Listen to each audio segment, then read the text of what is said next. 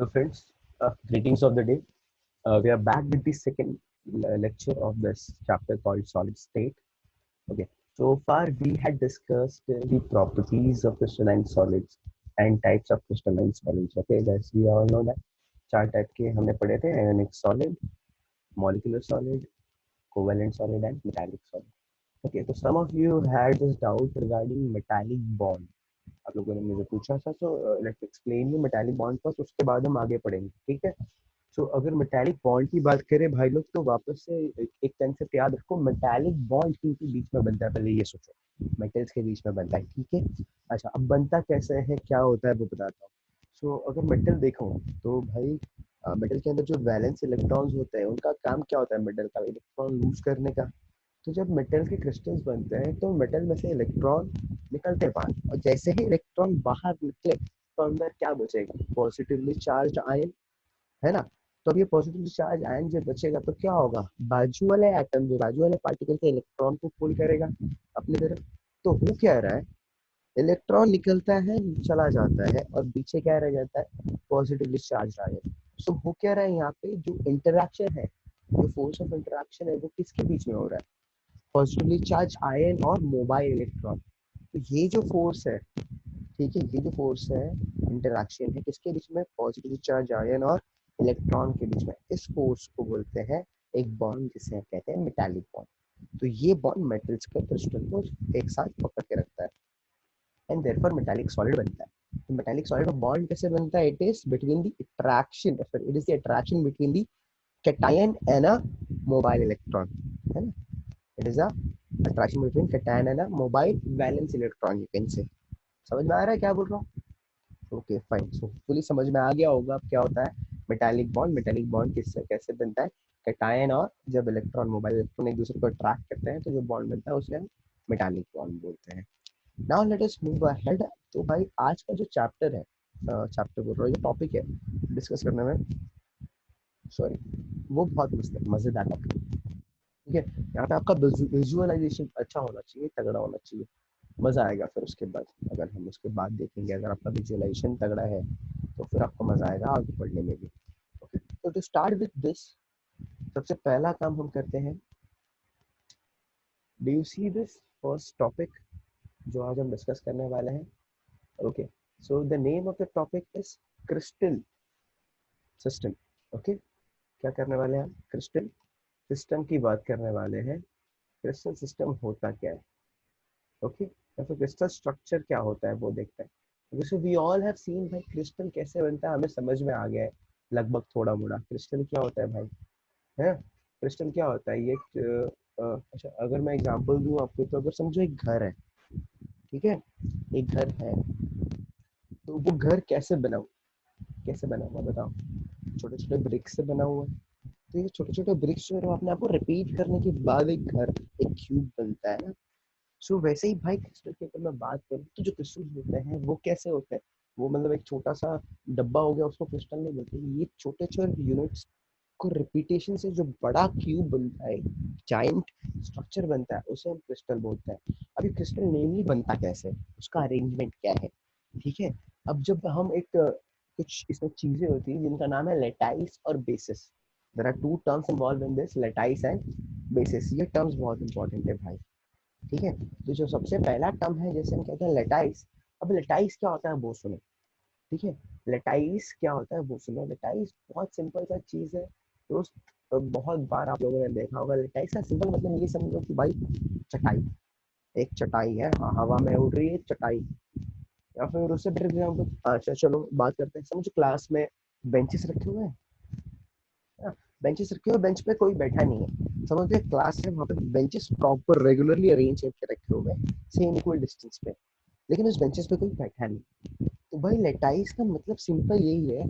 ये क्या होता है, लेटाइस होता है क्या, एक ज्योमेट्रिकल अरेंजमेंट है पॉइंट्स का। बाकी यहाँ पे अब सेल वेल कुछ नहीं है, पार्टिकल्स वगैरह कुछ नहीं है, यहाँ पे सिर्फ क्या है, एक इमेजिनरी, आप समझ लो, थ्री डायमेंशनल पॉइंट्स रखी हुई, ठीक है, प्रॉपर इंटरवल पे, प्रॉपर अरेंजमेंट में। जैसे कि तुम्हारे क्लासरूम में तुम्हारे बेंचेस रखे हुए, लेकिन बेंचेस पे कोई बैठा नहीं, एक रेगुलर इंटरवल पे प्रॉपर पीरियोडिसिटी में बेंचेस रखे हुए हैं अच्छे से, ठीक है, लेकिन वहाँ पे कोई बैठा नहीं, सिर्फ एक स्ट्रक्चर बना के रख दिया हुआ है, एक अरेंजमेंट रखा हुआ है, ताकि वहां पे आके क्या हो जाए, लोग बैठे, वहां पे आके क्या हो जाए, लोग बैठे। तो ये जो खाली बेंच रखा हुआ है, ये जो पॉइंट्स रखे हुए हैं थ्री डिमेंशनली स्पेस में, इसे हम बोलते हैं लेटाइस। जहाँ पे क्या बनने वाला है, क्रिस्टल बनेगा। कैसे बनेगा ये क्रिस्टल? क्रिस्टल जब बनता है, कब? जब इसके अंदर कॉन्स्टिट्यूएंट पार्टिकल आके बैठेंगे। क्लास क्लास कब बनती है? सिर्फ बेंच रखने से क्लास बन जाती है? नहीं, स्टूडेंट भी होने चाहिए ना। तो कॉन्स्टिट्यूएंट पार्टिकल जब आते हैं, ये उस पॉइंट पे जाके बैठ जाते हैं, ठीक है। जब ये पार्टिकल्स वो लेटाइस के पॉइंट पे आके बैठेंगे, तो इन पार्टिकल को हम बोलते हैं बेसिस। इनको हम क्या बोलते हैं? बेसिस। ये प्रॉपर स्ट्रक्चर के हिसाब से जाके इस पॉइंट पे बैठ जाते हैं, एंड दे फॉर्म बेसिस। तो जब ये लेटाइस और ये बेसिस एक साथ आते हैं, they form a small crystal. उसको हम बोलते हैं क्रिस्टल स्ट्रक्चर। उसे हम क्या बोलते हैं? Crystal structure. So the thing which I have given you here, आप एक बार ध्यान से देखो इसे, let me read for you, तो फिर आपको और क्लियर स्ट्रक्चर आ जाएगा। See, lattice is a geometrical arrangement of points in three-dimensional periodic array. समझ में आ रहा है? Okay.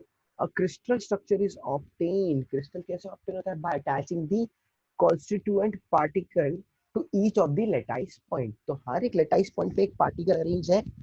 उन particles को जोड़ने के बाद हमें क्या मिलता है? crystal का एक structure मिलता है। Such constituent particles that are attached to the lattice point forms the basis of the crystal lattice। मतलब ये जो पार्टिकल्स है जो लेटाइस पॉइंट पे बैठे हुए हैं, जिनको जोड़ने के बाद मुझे क्या मिलेगा? क्रिस्टल मिलेगा। इन पार्टिकल्स को, इन कंस्टिट्यूएंट पार्टिकल को मैं क्या बोलता हूँ? बेसिस। समझ में आ रहा है क्या बोलूं? ओके। सो अब इसी के लिए हम क्रिस्टल लेटाइस को हम क्या बोलेंगे? स्पेस लेटाइस भी बोलते हैं, बिकॉज स्पेस में अरेंज है, रैंडम अच्छे से स्पेस में अरेंज है ना। ओके। अच्छा, इसके लिए जो क्रिस्टल लेटाइस है वो हमें मिलता कैसे है? तो यहाँ पे एक इक्वेशन दी हुआ है। Do you see the equation here? Okay. So this equation says कि भाई लेटाइस और बेसिस जब मिलेंगे तो मुझे क्या मिलेगा भाई? क्रिस्टल मिलेगा। जब लेटाइस और बेसिस जब ऐड होंगे तो मुझे क्या मिलेगा? क्रिस्टल मिलेगा। सिंपल फंडा समझ गया? लेटाइस क्या होता है? लेटाइस क्या होता है? एक ऐसा ज्योमेट्रिकल अरेंजमेंट है पॉइंट्स का जो थ्री डिमेंशनली अरेंज है। ओके। लेटाइस ऐसा ज्योमेट्रिकल अरेंजमेंट है थ्री डिमेंशनली, ठीक है। पॉइंट्स का अरेंजमेंट है थ्री डिमेंशनल, ऐसा रखा हुआ है प्रॉपर्ली फिक्स, जैसे हमारे क्लासेस का बेंच है। बेसिस क्या है? बेसिस क्या है? हमारे क्रिस्टल के कॉन्स्टिट्यूएंट पार्टिकल जो उस पॉइंट पे आके रुकेंगे, और उन पॉइंट को जब मैं ज्वाइन करूंगा तो मुझे क्या मिल जाएगा? Crystal structure. जैसे ही बेंच पे आप आके बैठते तो मेरी क्लास रेडी हो गई, है ना? वैसे ही क्रिस्टल मेरा रेडी हो जाता है। कब? जब लेटाइस और बेसिस एक साथ मिल जाता है। क्लियर है? Okay. Now let's move ahead. अब आता है भाई, इसके बाद जो आएगा वो बहुत तगड़ा, बहुत इंपॉर्टेंट पॉइंट है। वो बस समझ लो चैप्टर का पूरा बेस वही है, ठीक है। ये इसे हम कहते हैं unit cell, called as unit cell. Unit, तो ये जो यूनिट सेल होता है भाई, ये जो यूनिट सेल होता है, अगर मैं इसकी बात करूं तो यूनिट सेल कैसा होता है? यूनिट सेल की बात अगर हम करें तो यूनिट सेल क्रिस्टल का जो सबसे छोटा पार्ट, जैसे हमने अभी डिस्कस किया था इसके पहले, कि अगर मुझे घर बनाना है, एक रूम बनाना है, एक बॉक्स स्क्वायर रूम बनाना है, तो वो रूम बनाने के लिए, वो घर बनाने के लिए मुझे क्या लगेगा? ब्रिक्स लगेंगे, ईंटें लगेंगी, है ना? तो ये जो ब्रिक है, ये छोटा छोटा ब्रिक लगा के पूरा बड़ा घर बना देता हूँ ना मैं। तो ये जो छोटे छोटे ब्रिक है, इनको हम बोल सकते हैं यूनिट सेल। इन्हें हम क्या बोलेंगे? Unit cell. अगर हम इन दोनों को कंपेयर करें, हमारा क्रिस्टल और घर कंपेयर करें, तो जैसे घर छोटे छोटे ईंटों से बना होता है, वैसे पूरा क्रिस्टल स्ट्रक्चर किससे बना होता है?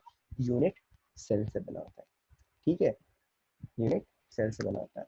तो भाई the space lattice of crystal is built up of three dimensional basic pattern. एक तीन डिमेंशन बेसिक पैटर्न होता है, यहाँ दिख रहा है आपको, एक तीन डिमेंशनल बेसिक पैटर्न है, जिसके अंदर क्या है? पैरामीटर्स है। पैरामीटर्स मतलब देखो देखो, एजेस है, एक एज, दो एज, और ये तीसरा एज है ना?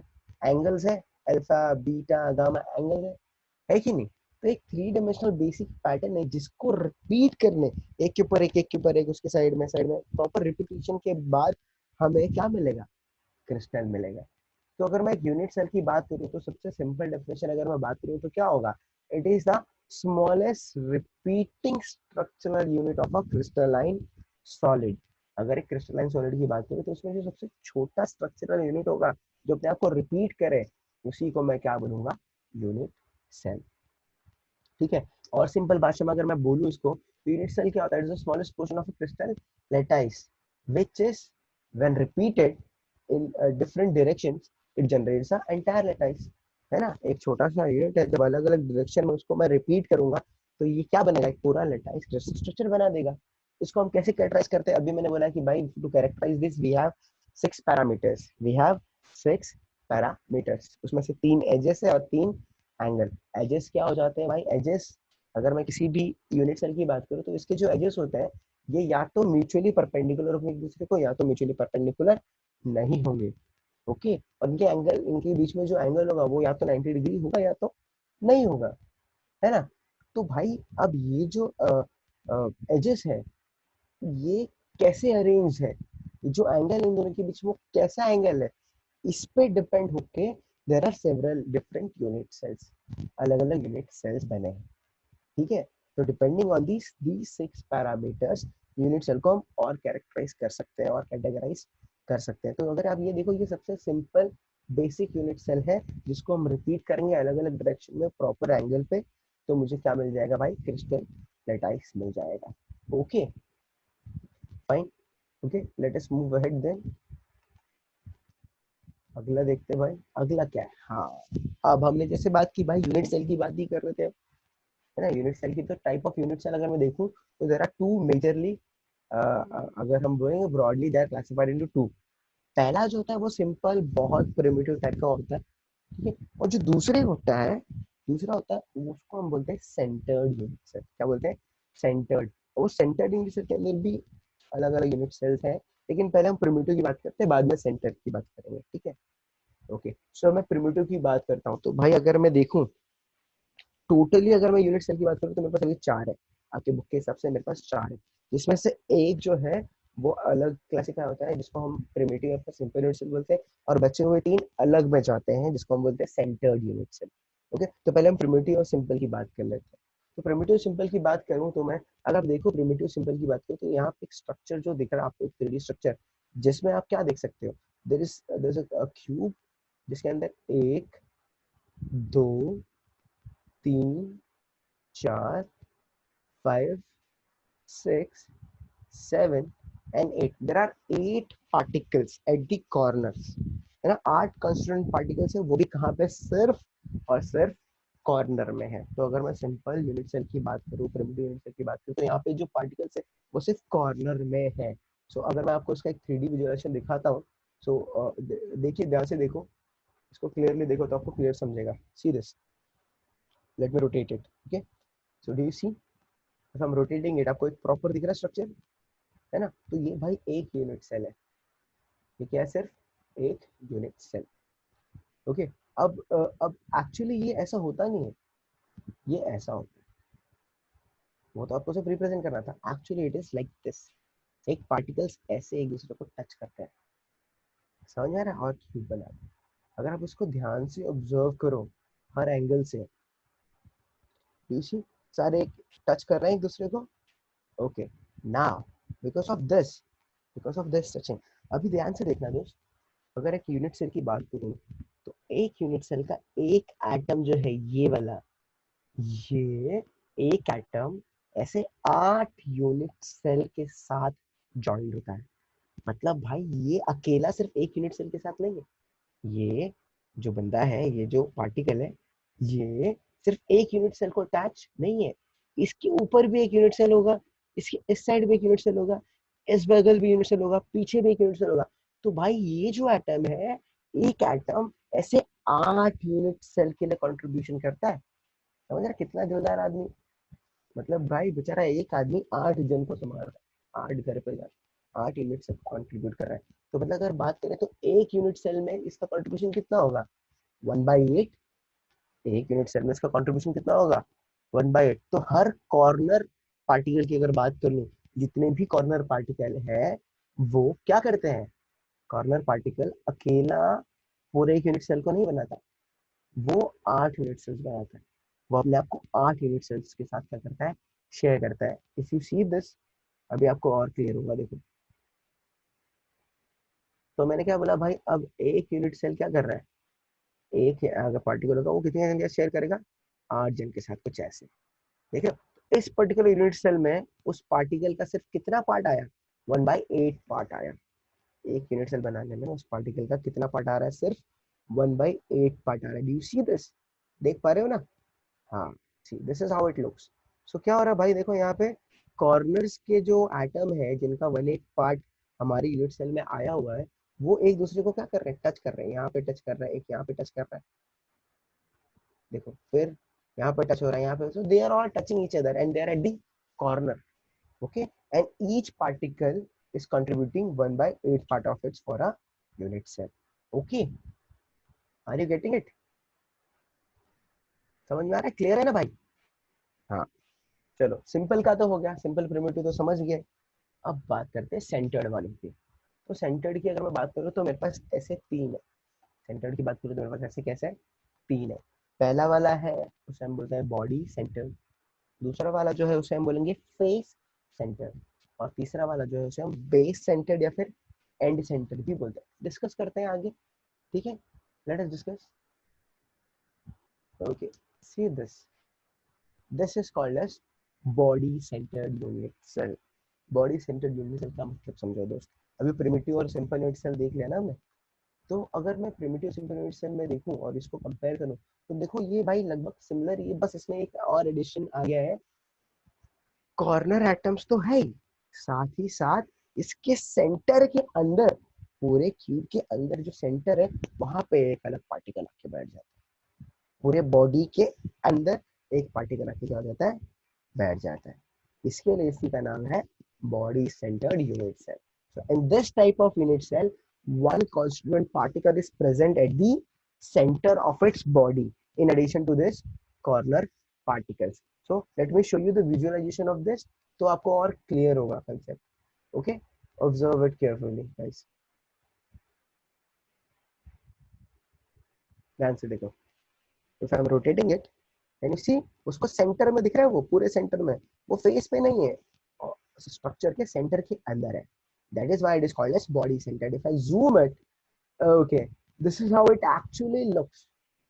This is how it actually looks. Do you see, particles बड़े तो हो गए, but are they touching each other? corners वाले एक दूसरे को टच कर रहे हैं, नहीं कर रहे हैं। देखो कॉर्नर वाले, but they all are touching which one, the centered one। centered वालों को सारे टच कर रहे हैं, देखो ध्यान से, रोटेट कर रहा हूँ, देखो। Do you see, they are not touching each other, but all of them are touching the centered one। है ना, ये कुछ ऐसा दिखता है। सो भाई बॉडी सेंटर्ड यूनिट सेल का मतलब क्या हो गया, ये यूनिट सेल में क्या होगा, कांस्टेंट पार्टिकल्स तो होंगे ही कॉर्नर में, साथ ही साथ इनमें एक सेंटर में भी पार्टिकल होगा। क्लियर है? यहाँ पे भी सेम होगा, कॉर्नर पार्टिकल्स क्या करेंगे, 1/8 कंट्रीब्यूट करेंगे। देखो कॉर्नर पार्टिकल 1/8 कंट्रीब्यूट कर चुका है।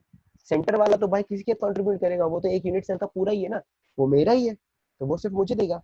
तो वो सेंटर में है तो वो कहीं और नहीं जा रहा है, वो एक यूनिट सेल का है। तो अगर मैं बॉडी सेंटर्ड की बात करूँ, तो बॉडी सेंटर्ड में क्या होता है, बॉडी सेंटर्ड में कॉर्नर एटम क्या करते हैं, 1/8 कंट्रीब्यूशन देते हैं, लेकिन बीच में जो एटम होता है उसका कंट्रीब्यूशन पूरा होता है। बीच का एटम का जो कंट्रीब्यूशन होता है वो क्या होता है, पूरा होता है। तो बॉडी सेंटर में क्या होता है, one constituent particle is present at the centre of the body in addition to the corner particles। Do you see this? समझ में आ रहा है भाई लोग?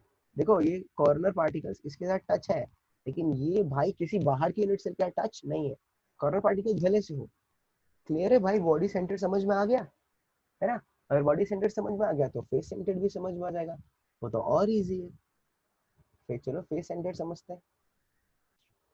अच्छा, फेस सेंटर समझने के लिए एक बात और अच्छे से समझ लेते हैं, ठीक है? चलो पहले ये देख लो फेस सेंटर दिखता कैसे, कुछ ऐसा दिखता है। ओके, इसको समझाने के लिए let me show you this. Do you see there is a box in my hand. Okay, अभी हम पहले स्ट्रक्चर समझते हैं क्या क्या होता है इसमें। सो अगर आप देखो तो ये जो पार्ट है, ये पार्ट, इसे मैं बोलता हूँ face. Face face face face, तो ये पार्ट्स को मैं क्या बोलूँगी, फेस। अच्छा ये पार्ट जो होता है, ये ये these are what, these are edges, these are what, edges, है ना? अगर मैं ऐसे ऐसे रखूं तो ये और ये क्या हो गया, मेरा बेस हो गया। ये तो मेरा फेस है। तो अभी मैं बॉडी सेंटर की बात किया था, तो बॉडी सेंटर में क्या हो रहा था, सारे बॉडी के अंदर सेंटर में था एक पार्टिकल। अगर मैं फेस सेंटर की बात करूं तो भाई यहाँ पे वैसा नहीं होगा। सिंपल जैसा हो गई, कॉर्नर में 8 एटम है, कॉर्नर में पार्टिकल्स प्रेजेंट है, लेकिन हर एक फेस के बीच में भी एक एक पार्टिकल्स होंगे। Every face will have at least one particle here. Okay, let me show you. You will visualize it clearly. See this. This is how. Can you see this? Now the particles are not in the center of the body. They are in the center of the face. Suppose this is a face and it is center. तो इस center पे है, face के center में। तो भाई मुझे बताओ कितना face है भाई इसमें? 1 2 3 4 5 and 6. तो how many faces does this have? It has 6 faces, है ना? तो हर फेस के सेंटर पे एक एटम प्रेजेंट मिलेगा आपको। कॉर्नर में तो है ही है ना भाई, कॉर्नर में तो है ही। Let us see this. Clear हो जाएगा, प्रॉपर विजुअलाइजेशन कर लोगे तुम। देखो जब ये एक्चुअल कैसे दिखते हैं, अब देखो ये तो मैं ऊपर से दिखा रहा हूँ, एक्चुअली ये कुछ ऐसे दिखेंगे।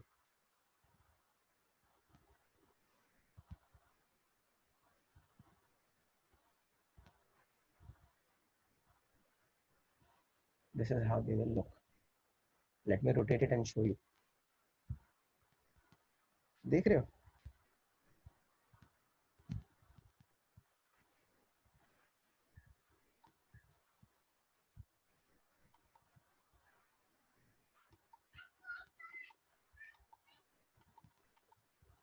अब देखो कॉर्नर पे जो एटम्स तो है ही है, अब इनके फेस के बीच में एक एटम है, एक पार्टिकल है। सेकंड देखो, see, if I'm rotating it, do you see, देख रहे हो? जब मैं उसको रोटेट करूंगा तो फेस पे है। अब नीचे से देखो, ऊपर से देखो, कैन यू सी इट? देखो, so this is how it looks. अब अभी हमने डिस्कस किया था भाई, देखो तो कॉर्नर वाले जो है वो तो अपना 1/8 देंगे, कंट्रीब्यूट करेंगे। अब फेस वाले जो एटम है, फेस वाला जो एटम है वो 2 जन के साथ शेयर करता है। एक पार्टिकल 2 यूनिट सेल के साथ शेयर होता है। तो इस यूनिट सेल के साथ शेयर होगा तो उसका कितना पार्ट यहाँ पे कंट्रीब्यूट करेगा? हाफ। तो 1/2 पार्ट यहाँ पे आता है। देखो इसको properly, if I am rotating it, ठीक है, इसी। तो हर फेस पे आधा पार्टिकल दिख रहा है, हर फेस पे आधा पार्टिकल, यहाँ पे आधा पार्टिकल, यहाँ पे आधा पार्टिकल, ऊपर आधा पार्टिकल, डीसी, है ना, नीचे आधा पार्टिकल। तो मतलब भाई टोटल फेस कितने थे मेरे पास? 1 2 3 4 5 6, 6 फेस थे। 6 फेस पे हाफ ऑफ पार्टिकल्स आगे डिस्ट्रीब्यूट हो गए। 6 फेस पे हाफ ऑफ पार्टिकल डिस्ट्रीब्यूट हो गए। कॉर्नर में तो थे ही ऑलरेडी 1/8 वाले, तो ये आइटम 1/8 कंट्रीब्यूट कर रहे हैं इस पर्टिकुलर सेल के लिए, और फेस वाले क्या कर रहे हैं? हाफ कंट्रीब्यूट कर रहे हैं अपने आप। तो अगर फेस सेंटर्ड यूनिट सेल बनाना है तो यहाँ पे कैसे बनेगा? कॉर्नर पे 8 एटम्स होंगे और हर फेस पे एक एक पार्टिकल्स होंगे। हाँ, अब इनका कंट्रीब्यूशन कैसा होगा बात करें, तो कॉर्नर एटम हमेशा हमें पता है कि वो 1/8 कंट्रीब्यूट करते हैं। अगर फेस वाले तो वो कैसे कंट्रीब्यूट करेंगे? वो हाफ हाफ करेंगे, बिकॉज हाफ इधर भी जाएगा, हाफ दूसरे यूनिट सेल में भी जाएगा। सो होपफुली तुमको फेस सेंटर्ड क्लियर हुआ है। Fine, now let us move ahead. बात करते हैं बेस सेंटर्ड या फिर एंड सेंटर्ड की। बेस सेंटर या फिर एंड सेंटर की। भाई ये भी वैसे ही कुछ होता है फेस सेंटर जैसा, लेकिन फेस सेंटर में देखेंगे तो हर फेस पे एक पार्टिकल होता है। यहाँ पे वैसा नहीं, यहाँ पे सिर्फ 2 फेस पे पार्टिकल होता है, वो भी अपोजिट फेस पे, जिसको हम बेस सेंटर या फिर एंड सेंटर भी बोल सकते हैं। तो this unit cell consist of 1 particle present at each corner. हर कॉर्नर पे एक एक तो होते ही है, साथ ही साथ अपोजिट फेसेस के सेंटर पे भी होता है। किसी भी एक अपोजिट फेस के सेंटर में होगा, जैसे कि यहाँ पे एक है, यहाँ पे एक है। तो भाई टोटल एटम कितने दिख रहे हैं यहाँ पे? 8 तो वही है जो कंट्रीब्यूशन कितना करेंगे? 1/8। अच्छा यहाँ पे जो अपना फेस पे कितने आइटम है? 2 फेस पे खाली आइटम है, एक यहाँ पे एक यहाँ पे। तो ये आधा कंट्रीब्यूट करेगा और ये आधा कंट्रीब्यूट करेगा, बाकी तो आइटम ही नहीं बचे। So this kind of unit cell are called as base centred और end centred unit cell. Understood? समझ में आ रहा है? ऐसे वालों को हम क्या बोलेंगे? बेस सेंटर्ड और end centred unit cell. Clear है? Hopefully everybody is understanding this. Okay, now let's talk भाई, मतलब इस पूरे चैप्टर का सबसे तगड़ा टॉपिक, मतलब बहुत मजेदार टॉपिक, मतलब आपको भी पता है हर बार यही होता है, साइंटिस्ट होते हैं जिंदगी खराब कर रहे बच्चों की, है ना? खुद तो कुछ काम वाम था नहीं, तो कुछ ना कुछ रिसर्च कर दी, डाल दिया, बोले आगे पढ़ेंगे। अब मैथमेटिक्स वाले, एक फ्रेंच मैथमेटिशियन था, थे साइमन, उनका भी मन नहीं भर रहा था बच्चों को देख के। एक काम करो, बच्चों को परेशान करते हैं, तो उन्होंने ये यूनिट सेल, ये क्रिस्टल स्ट्रक्चर ढंग से पढ़ा, जो लटाइस वाला था ना, हमने देखा अभी, तो उन्होंने लटाइस के अरेंजमेंट को जब ध्यान से पढ़ा, तो उन्होंने क्या बोला, उन्होंने मैथमेटिकली प्रूव कर दिया कि आप इस अरेंजमेंट को अगर चेंज करेंगे, पैटर्न को अलग अलग करके देखेंगे, तो आपको ऐसे टोटल 14 स्पेस लटाइसेस मिलेंगे। क्या मिलेंगे? 14 स्पेस अलग अलग, हाँ 14 डिफरेंट लटाइसेस मिलेंगे। ये पॉसिबल है, ये किसने प्रूव किया? इस भाई साहब ने, इनका नाम है एम ए ब्रेवाइस। 1850 में इन्होंने हमें दिखाया, बट ही शोड दैट अगर आइडेंटिकल पॉइंट्स को हम स्पेशली अरेंज करेंगे, तो हम इनको 14 रेगुलर पैटर्न में अरेंज कर सकते हैं। 14 डिफरेंट रेगुलर पैटर्न में उनको अरेंज करते हैं, तो जिससे हमें क्या मिलेगा? 14 स्पेस लेटाइसिस मिलेंगे, और इस 14 लेटाइसिस को मैं बोलता हूँ ब्रेविस लेटाइसिस। आप ब्रेवाइस बोलो, ब्रेवी बोल लो, ओके। सर ने तो आपको दे दिया अपना ज्ञान, आप लेते रहो, है ना? तो ये जो मैथमेटिकल एनालिसिस हुई थी, इससे पता चला, इससे प्रूव किया मिस्टर ब्रेविस ने कि भाई, अगर हम इन आइडेंटिकल पॉइंट, जो लैटिस के अंदर जो आइडेंटिकल पॉइंट्स हैं, उनको प्रॉपर्ली अरेंज करें, स्पेस में स्पेशली अरेंज करें, तो they can produce 14 type of regular pattern, जिसको हम बोलेंगे 14 स्पेस लेटाइसेस। और इन 14 स्पेस लेटाइसेस को भाई ने अपना नाम भी दे दिया, ब्रेवाइस लेटाइसेस। भाई ने अपना नाम दे दिया, ब्रेवाइस लेटाइसेस। ओके, अगर तो अब क्या हो रहा है देखो,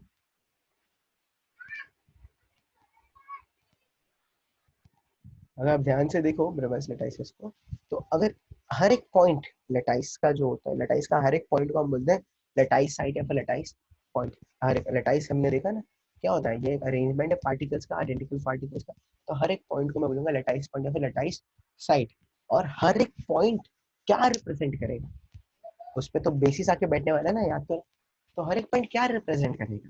भाई हर एक पॉइंट रिप्रेजेंट करेगा, यहाँ पे कोई ना कोई एटम होगा, या तो मॉलिक्यूल होगा, या तो आयन होगा, अल्टीमेटली हम बोल सकते हैं पार्टिकल होगा। तो हर एक पॉइंट रिप्रेजेंट करता है कि यहाँ पे आके क्या बैठने वाला है? पार्टिकल बैठने वाला है। और अगर हम इन लेटाइस पॉइंट को स्ट्रेट लाइन से ज्वाइन करें, तो मुझे क्या मिलेगी भाई? ज्योमेट्री मिलेगी इस लेटाइस की, मुझे क्रिस्टल स्ट्रक्चर मिलेगा। क्या मिलेगा? क्रिस्टल स्ट्रक्चर मिलेगा। उस लेटाइस की क्या मिलेगी? मुझे ज्योमेट्री मिलेगी। समझ में आ रहा है मैं क्या बोल रहा हूँ? क्रिस्टल सिस्टम का क्या कंसेप्ट है भाई? जो साइंटिस्ट थे मिस्टर ब्रेविस, उन्होंने क्या किया था भाई? उन्होंने प्रूव किया मैथमेटिकली कि अगर मैं आइडेंटिकल पॉइंट को अरेंज करूं स्पेस में, तो मैं कितने टोटल बना सकता हूँ? Maximum 14 different types of regular pattern बना सकता हूँ। और इन पैटर्न को मैं क्या बोलूंगा? रिवाइज लेटाइज।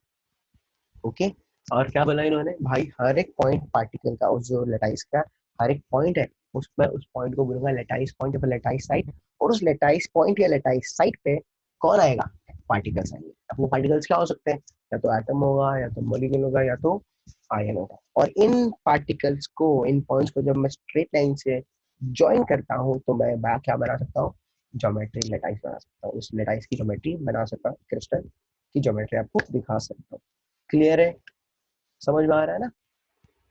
ओके, अब देखते हैं अगला वाला। वैसे ही भाई ने जब बताया कि भाई कितने हो रहे, 14 लेटाइस, कितने हो रहे? 14 लेटाइस हो रहे हैं। तो आप अरेंज करके देख लो, आपको 14 लेटाइस। ठीक है, ओके। तो अगर हमने देखा, अगर आप देखो कि अब ये हमने बोला था कि यूनिट सेल जो होता है, वो किस पर डिपेंड होता है, कैसे डिसाइड होता है? पैरामीटर्स, है ना? पैरामीटर्स देख रहा मैं, देयर आर 6 पैरामीटर्स। तो हमें पता है कि देख, अगर एक 3 डायमेंशनल स्ट्रक्चर बनाना है, तो मुझे एक यूनिट सेल का रिप्रेजेंटेशन चाहिए। अब यूनिट सेल के रिप्रेजेंटेशन के लिए भाई, यूनिट सेल में ऐसा है क्या जो रिपीट हो? उनके अंदर क्या है? एजेस है ना?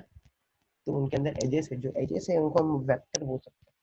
तो इनमें क्या है? 3 नॉन को प्लेनार वेक्टर्स हैं, नॉन कोप्लेनर वेक्टर मतलब सारे वेक्टर अलग अलग प्लेन में है, कोई भी एक प्लेन में नहीं है। तीनों वेक्टर ए बी सी तीनों एजेस तो देखो अलग अलग प्लेन में, एक इस प्लेन में, एक इस प्लेन में और एक उस प्लेन में था। तीनों वेक्टर अलग अलग प्लेन में है, तो इनका रिपीटेशन, इनका ट्रांसलेशन करेंगे तो उसके बेस पे, इस base of this lattice parameter हमारे पास 7 पॉपुलर क्रिस्टल सिस्टम है। कितने क्रिस्टल सिस्टम है? 7 पॉपुलर क्रिस्टल सिस्टम है, जो बहुत इंपॉर्टेंट है, बहुत पॉपुलर है। सबको पता है टोटल कितने हैं मेरे पास? 14 है। उनको किस में डिस्टिंग्विश किया है? 7 सिस्टम में डिस्टिंग्विश किया। अच्छा, टोटल मेरे पास ब्रेवाइज के लेटाइस कितने हैं? 14। ठीक है, इनको मैं जब डिस्ट्रीब्यूट करता हूँ, सेग्रीगेट करता हूँ, क्लासीफाई करता हूँ, तो कितने सिस्टम में क्लासीफाई कर सकता हूँ? 7 सिस्टम में। इसे हम बोलते हैं 7 popular crystal system. What are they? These are cubic lattice, tetragonal, hexagonal, orthorhombic, rhombohedral, monoclinic, and triclinic. Cubic lattice, tetragonal, hexagonal, orthorhombic, rhombohedral, monoclinic, and triclinic. चलो हर एक को ध्यान से देखते हैं, उनमें पैरामीटर्स कैसे अरेंज है, what are the parameters and how are they formed, how they look, उनका 3D स्ट्रक्चर कैसा दिखता है। ठीक है, चलो देखते हैं। सबसे पहला जो है भाई लोग, उसको बोलते हैं क्यूबिक लेटाइस। सबसे पहला क्या है? क्यूबिक लेटाइस सिंपल सा है, सिंपल वाला। तो अगर हम देखें तो क्यूबिक लेटाइस में भाई कितने स्ट्रक्चर पॉसिबल है? 3 स्ट्रक्चर पॉसिबल है। कौन से? हमने बोला था भाई यूनिट सेल 4 टाइप के होता है, उसमें से 3 टाइप तो यहाँ दिखेंगे, प्रिमिटिव या फिर सिंपल, बॉडी सेंटर्ड और face centred. Primitive, simple, body centred and face centred.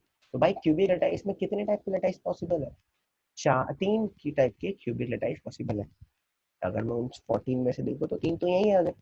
तो क्यूबिक लेटाइस में क्या होगा? There are 3 types of lattice possible for cubic lattice: simple और primitive, body centred and face centred lattice. अच्छा, इसमें सबसे best बात क्या है, बहुत अच्छे से याद रहेगा, सिंपल है भाई। इनमें क्या होता है, जो साइड्स होते हैं, जो एजेस होते हैं, ए बी सी, जो मैंने बोला था non coplanar vector A B C, A B C, देखो तीनों अलग अलग प्लेन में है। तीनों का जो डिस्टेंस होता है, डिस्टेंस यानी मेजरमेंट होता है, ठीक है, तीनों क्या होते हैं? इक्वल होते हैं। तो इनमें ए बी सी तीनों क्या होगा? इक्वल होगा। साथ ही साथ इनके जो तीनों एंगल है, alpha, beta and gamma, alpha beta and gamma, तीनों एंगल भी क्या है भाई? सेम है, 90 degree. They are perpendicular to each other. हर एक कॉर्नर पे एक एक पार्टिकल दिख रहा है। टोटल कॉर्नर में 8 पार्टिकल है, हमने बात की थी सिंपल में। Talking about body centred, body centred में देखो कॉर्नर पार्टिकल्स है और बॉडी के सेंटर में एक पार्टिकल है। Talking about face centre, if you see, ये एक फेज है। अच्छा, पहले कॉर्नर पार्टिकल्स काउंट करते हैं: 1 2 3 4 5 6 7 एंड दिस इज 8। ठीक है, अब फेस काउंट करते हैं। ये एक फेज है, इस फेस के ऊपर जो सेंटर वाला पार्टिकल है, ये दिस इज वन फेस। एक फेस का ये सेंटर पार्टिकल हो गया।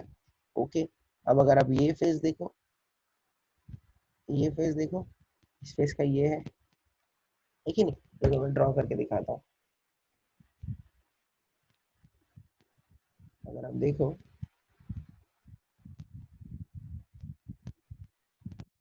जो ये एक फेज है ना, तो इस फेस का सेंटर पार्टिकल किधर है? इधर है ना? अच्छा, कलर चेंज कर लेते हैं, रेड कलर का। सेकंड फेज समझो ये है,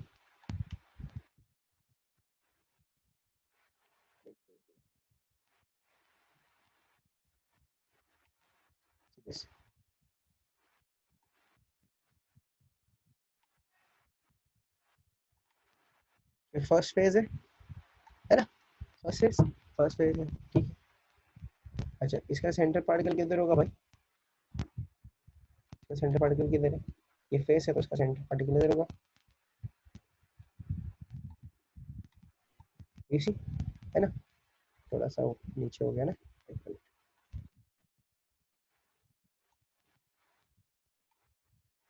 ये हो गया थोड़ा, ठीक है, फर्स्ट फेज, ठीक है। चलो सेकंड फेज देखते हैं, चलो यहाँ से देखते हैं। सेकंड फेज देखते हैं, यहाँ से स्टार्ट करता हूँ मैं। इसी, ये हो गया भाई मेरा सेकंड फेज, ठीक है। सेकंड फेज का भी देखते हैं भाई। फेस का ये है मेरा फेस सेंटर, है ना, ये नहीं, ये हो गया मेरा सेकंड फेस। चलो भाई थर्ड फेस देखते हैं, थर्ड फेस कहाँ दिखेगा मुझे।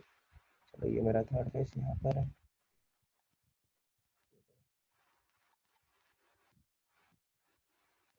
थर्ड फेस है ना। थर्ड फेस का भाई मेरा, मेरा सेंटर है ना, हो गया। अब तो तीन फेस तो हो गए, बहुत सिंपल थे, दिख गया फटाफट। चौथा फेस दिखाता हूँ मैं, चलो। तो अब यहाँ से देखो, ये और ये ज्वाइन कर दिया, ये मेरा हो गया भाई चौथा फेस, दिख रहा है, चौथा फेस दिखा, है ना। चलो इसका भी सेंटर, वो फेस सेंटर बना दिया, देखो ये पार्टिकल बना दिया, क्लियर है। ये तो हो गए चार। अब भाई पांचवा देखते हैं, पांचवा देखते हैं। ओके, पांचवे की बात करें तो अब ये देखो,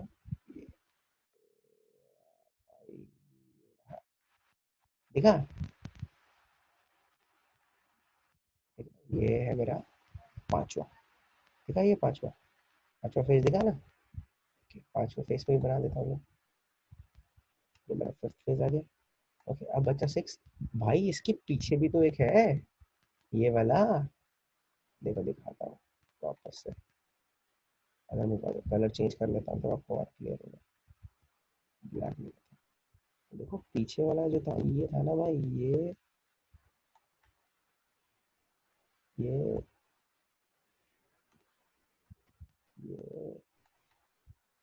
और ये है पीछे वाला, और ये जो है भाई मेरा फेज है, देखो, समझा। छह फेस दिख गए, छह फेस के छह पार्टिकल्स दिखे आपको, क्लियर है ना, समझ में आया। Face centred, okay. Body centre पे दिख गया, प्रिमिटिव सिंपल पे दिख गया। अभी समझ में आ गया कि भाई इनके सारे एजेस भी सेम है, और इनके बीच में जो एंगल है वो भी क्या है, 90 डिग्री। एग्जांपल क्या होगा भाई मेरा क्यूबिक लेटाइस का, NaCl हो गया, कॉपर हो गया, NaCl सबसे बेस्ट एग्जांपल है क्यूबिक लेटाइस का। ओके, तो यहाँ पे तीन आपको ऑलरेडी मिल गए। Okay, let us move ahead now. तो क्लियर कर देता हूँ,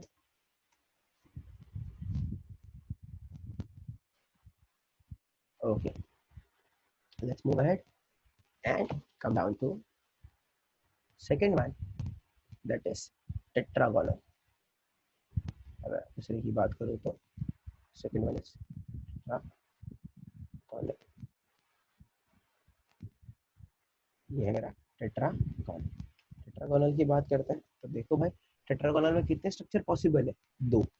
टेट्रागोनल में कितना स्ट्रक्चर पॉसिबल है, दो। टेट्रागोनल लेटाइस में दो स्ट्रक्चर पॉसिबल है, पहला वाला प्रिमिटिव, दूसरा वाला बॉडी सेंटर्ड, ठीक है। अच्छा, इस लेटाइस की प्रॉपर्टी क्या है भाई, यहाँ पे एज ए और एज बी, एज ए और एज बी वो दो सेम ही है, edge A edge B same है, लेकिन एज सी जो है वो इक्वल नहीं है। बट इनके जो एंगल्स है वो क्या है, तीनों एंगल्स क्या है, 90 degree, all are perpendicular. So in tetragonal lattice there are two possible types of tetragonal lattice, one is primitive and second is body centered, है ना, दो यूनिट सेल है इसमें। ओके, अब इन लटाइस सेल में क्या होता है भाई, इनमें एक साइड जो होती है वो अलग होती है, इनकी लेंथ क्या होती है, अलग। लेकिन भाई जो एंगल होता है फेसेस के बीच का, जो एंगल होता है वो तीनों का क्या होता है, इक्वल होता है, कितना, 90 degree, they are all perpendicular. So you see here, check this out, example, कौन से मॉलिक्यूल्स, कौन से जो मॉलिक्यूल्स है, कंपाउंड है, वो ऐसा सिस्टम देते हैं, like SnO2, titanium oxide, calcium sulphate, do you see. तो ये जो है मॉलिक्यूल्स, ये मुझे क्या देंगे, टेट्रागोनल, इनकी जो क्रिस्टल स्ट्रक्चर होगा वो कैसा होगा, टेट्रागोनल लेटाइस स्ट्रक्चर होगा, ठीक है। क्या है भाई, टेट्रागोनल में कितने पॉसिबल है, दो स्ट्रक्चर पॉसिबल है, कौन सा, एक प्रिमिटिव सिंपल वाला, और एक क्या है, बॉडी सेंटर्ड। सिंपल है, बहुत याद हो जाएगा, मैं पीछे बाद में एक टेबल दे दूंगा आपको, वो टेबल आप देख लोगे, आपको फटाफट याद हो जाएगा, बहुत सिंपल है।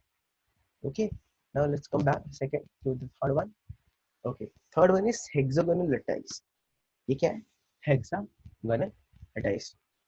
अच्छा, अभी हेक्सागोनल लेटाइस की बात करें तो अ, एक मिनट इनके, ये 60 नहीं है ये, बट ओके। सो अगर हेक्सागोन की बात करें तो do you see hexagonal structure here, है ना, इसका सिर्फ एक ही टाइप है, इसमें कुछ सिंपल और नहीं है, इसका सिर्फ एक ही टाइप है, इट लुक्स लाइक हेक्सागन, ठीक है। और उसके अंदर का यूनिट सेल कुछ ऐसा दिखता है, ये जो ब्लैक हाईलाइटेड पार्ट है, this is the unit cell. अच्छा, इनके बीच में जो एंगल होता है वो होता है अल्फा बीटा का तो 90 होगा, बट जो थर्ड एंगल है गामा वो क्या होता है 120 डिग्री। वो क्या होता है 120 डिग्री। इसमें दो साइड सेम होते हैं, दो एजेस क्या होंगे सेम होंगे A and B, but third edge उनका सेम नहीं होगा। Best example I can give you here is graphite. Graphite देख लो, जिंक ऑक्साइड देख लो, कैडमियम सल्फाइड देख लो। ओके, ये सारे जो है वो क्या देंगे तुम्हें, the best example is graphite. Graphite का स्ट्रक्चर आपने देखा होगा बहुत बार, तो इट इज व्हाट हेक्सागोनल।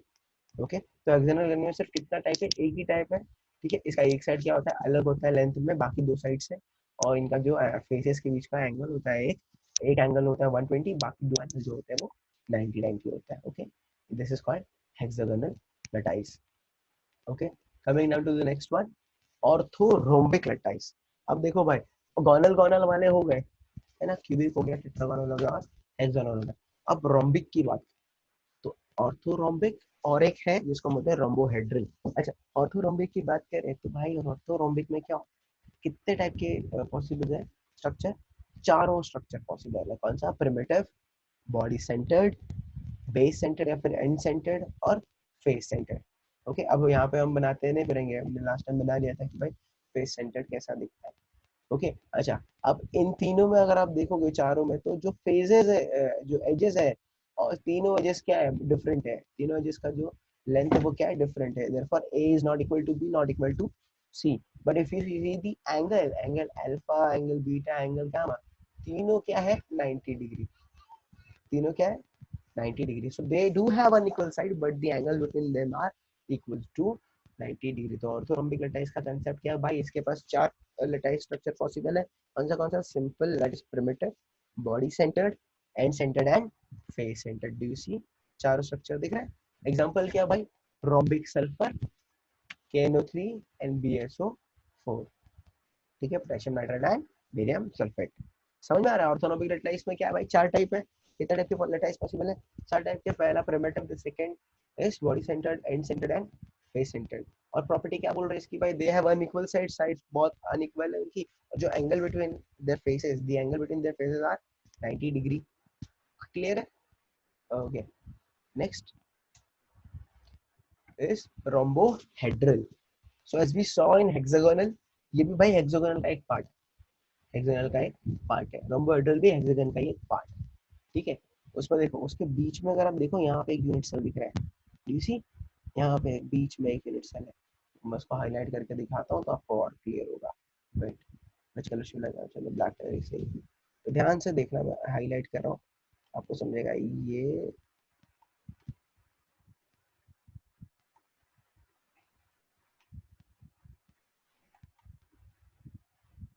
ठीक है।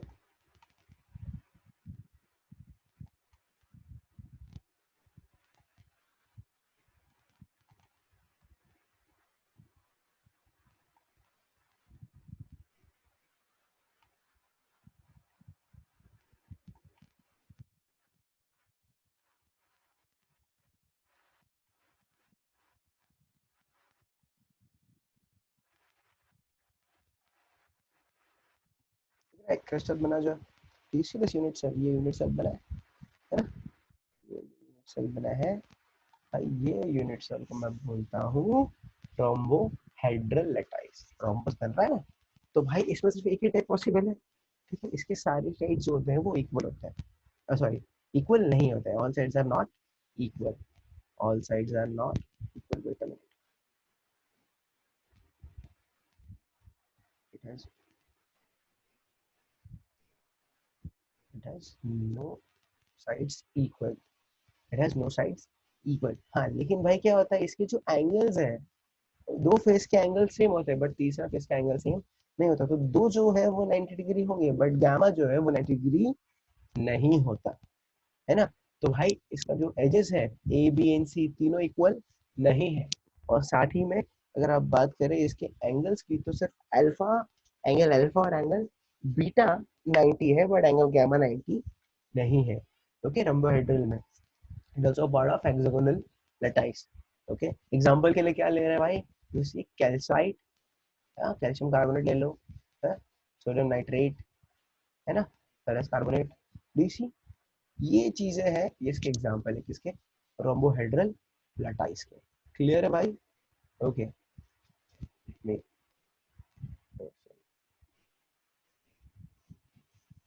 Okay, let's move to next, the sixth one. Sixth वाला क्या है भाई? मोनोक्लिनिक। क्या है? मोनोक्लिनिक। इसको हटाने दो, तो ये ऐसे रहता है।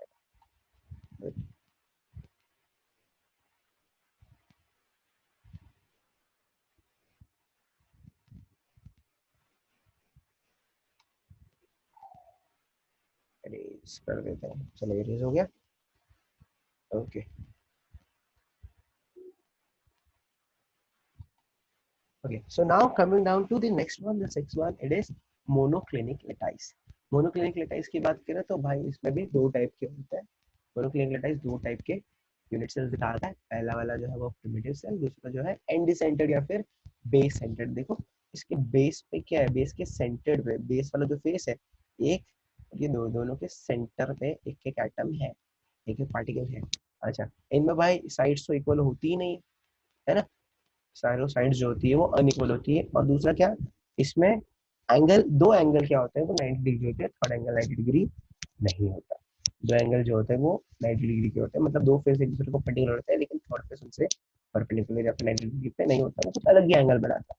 ओके, सो मोनोक्लिनिक लेटाइस में क्या हो रहा है, सिंपल है भाई, इसमें क्या हो रहा है, दो आपको क्या मिल रहा है, दो टाइप मिल रहा है। क्या मिल रहा है? दो टाइप मिल रहा है। उसमें से दो टाइप में से एक से प्रिमिटिव और दूसरा क्या है, एंड सेंटर्ड। अगर हम बात करें साइड्स की तो एक भी साइड इक्वल नहीं है, सारी साइड्स अलग अलग है। और क्या, अगर बात करें फेसेस की तो दो फेसेस के बीच का जो एंगल है, एक फेस और दो फेस के, तो कोई भी दो फेस के बीच का एंगल एक 90 डिग्री होता है और थर्ड फेस का एंगल 90 डिग्री नहीं होता है। एग्जाम्पल में क्या हो जाएगा तुम्हारे, मोनोक्लिनिक सल्फर है ना, Na2SO4।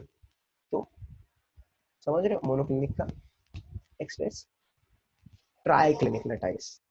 Next is triclinic. Triclinic lattice भाई मस्त है, ये सिर्फ अपने टाइप का एक ही आदमी है, ठीक है। इसके पास भी सारी साइड्स होती है वो अनइक्वल होती है और उसके सारे एंगल भी अलग अलग होता है, ठीक है। 90 डिग्री नहीं होते, they are none of the angles between the spaces are equal to 90 degree. Triclinic में क्या हो रहा है भाई, अगेन वापस there is only one type, है ना, सिंपल है, प्रिमिटिव वाला टाइप ही है।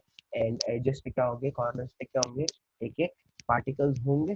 दूसरा क्या हो रहा है, इनके एजेस जो है, एजेस जो है क्या है भाई, वो इक्वल नहीं है, साइड्स आर नॉट इक्वल, और तीनों साइड्स अलग अलग है लेंथ में।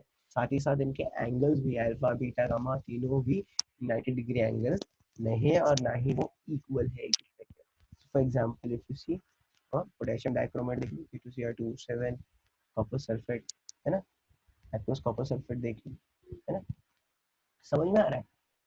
ट्राइक्लिनिक लेटाइस, तो भाई हमने क्या देखा, now we have just seen there are 14 improvised lattice, उनको हम 7 पॉपुलर क्रिस्टल में हमने डिवाइड किया है। समरी के लिए आपको एक टेबल देता हूँ, if you observe the table आपको समझ में आएगा। तो भाई क्रिस्टल सिस्टम की बात करें, क्रिस्टल सिस्टम में there are 7 popular crystal system. पहला है cubic, then tetragonal, then hexagonal, then orthorhombic, then rhombohedral, then monoclinic and triclinic. So अगर यूनिट वेक्टर की बात करें, लेंथ की बात करें और एंगल की बात करें तो भाई क्यूबिक देख लो, है ना। आप इसको ऐसे भी याद रख सकते हो भाई, कौन से इक्वल है और कौन से इक्वल नहीं है। आप मेजरली देखोगे ये ऑर्थोरोम्बिक, रोम्बोहेड्रल, मोनोक्लिनिक, ट्राइक्लिनिक, तीनों क्या है, अनइक्वल है कि नहीं। क्यूबिक इक्वल है तीनों। टेट्रागोनल की बात करो, हेक्सागोनल की बात करें तो भाई उसमें दो साइड इक्वल है, तीसरा साइड इक्वल नहीं है, दो साइड इक्वल है, तीसरा साइड इक्वल नहीं है। अगर क्यूबिक की एंगल की बात करो तो क्यूबिक में अल्फा बीटा गामा दोनों 90 डिग्री। टेट्रागोनल की बात करो तो वापस अल्फा बीटा गामा तीनों क्या है, 90 डिग्री, है ना। हेक्सागोनल की बात करो तो इसमें दो एंगल 90 है बट तीसरा 120 है। ऑर्थोरोम्बिक की बात करें तो अल्फा बीटा गामा तीनों ही तीनों क्या है, 90 degree. Rhombohedral, alpha beta gamma तीनों इक्वल है लेकिन तीनों 90 डिग्री नहीं होंगे। अल्फा बीटा गामा तीनों इक्वल होंगे बट तीनों 90 डिग्री नहीं होंगे। If you talk about monoclinic, monoclinic में होगा अल्फा एंड गामा दो angles they are 90 degree, but third plane के साथ जो इनका एंगल होगा वो 90 डिग्री नहीं होगा। Okay, we talk about triclinic, भाई तीनों एंगल 90 डिग्री के हो नहीं सकते, तीनों कुछ ना कुछ अलग होंगे। क्लियर है? चलो आज के लिए बस इतना ही, लेकिन हाँ, मेक श्योर आप ये सारा क्रिस्टल स्ट्रक्चर, ठीक है, मेजरली पहले तो वो तीन simple, body centred, face centred, ये तीनों अच्छे से ड्रॉ कर रहे हैं। ओके, साथ में ये सारा क्रिस्टल स्ट्रक्चर प्रॉपर्ली ड्रॉ करोगे, okay, and you will show me. और ध्यान रहे आपको ये याद हो जाए, मतलब this is not very important as per your board point of view, but it is very important if you talk about JW and NEET, है ना। अगर आप उस पॉइंट ऑफ व्यू से देखें तो this part is very important. And make sure you read your text book also, ये definition याद चाहिए, इसके नोट्स आप प्रॉपर तैयार करो, and make sure you draw the crystals or lattice structure draw करना, and give me the homework. Okay, I'm expecting your homework by tomorrow. Fine, thank you, have a good day.